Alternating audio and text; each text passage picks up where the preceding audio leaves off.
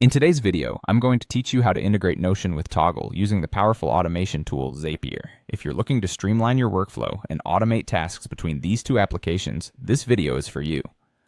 Let's dive into a straightforward process that will save you time and hassle. To begin, you'll want to sign into your Zapier account.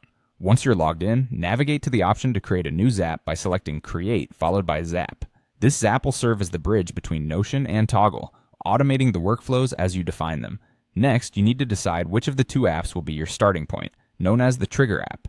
You have two paths you can take. If you choose to start with Notion triggering an action in Toggl, you'll first set Notion as the Trigger app. From there, you'll choose a specific trigger, like when a new database item is created or an existing one is updated. With your trigger selected, connect your Notion account to Zapier and select the database you'd like to monitor. It's a good idea to test this setup to ensure everything is working correctly before moving on. Alternatively, you might prefer to start with the Toggl triggering an action in Notion. In this case, choose Toggl Track as your trigger app. You can then select a trigger such as a new time entry, project, or client. Connect your Toggl account, making sure to test it with sample data to confirm that the trigger is set up correctly. Once you've successfully chosen and tested your trigger app, it's time to move on to the action app. This is where the magic happens, as you define what will occur as a result of the trigger. If Notion is your trigger, you'll want to select Toggl Track as the action app and choose from actions like creating a time entry, starting a time entry, or creating a new project. Conversely, if Toggl Track is your trigger, select Notion as the action app and opt for actions such as creating, updating, or finding a database item in Notion. Now let's talk about mapping fields, an essential step that ensures your data flows correctly between the two apps. You'll need to match up elements between Notion and Toggl Track.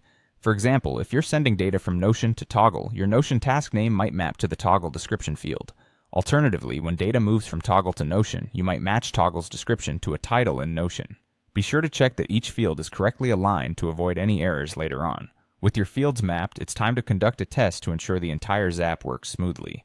Execute a test and verify that the action is completed successfully in your destination app. This step provides an extra layer of confidence that everything is functioning as intended. If your test is successful, you're ready to bring your automation to life by turning on your Zap. Click Publish or Turn on Zap and watch as your apps begin to communicate seamlessly, automating your workflow and freeing up your time for more important tasks. Congratulations on taking this step to enhance your productivity.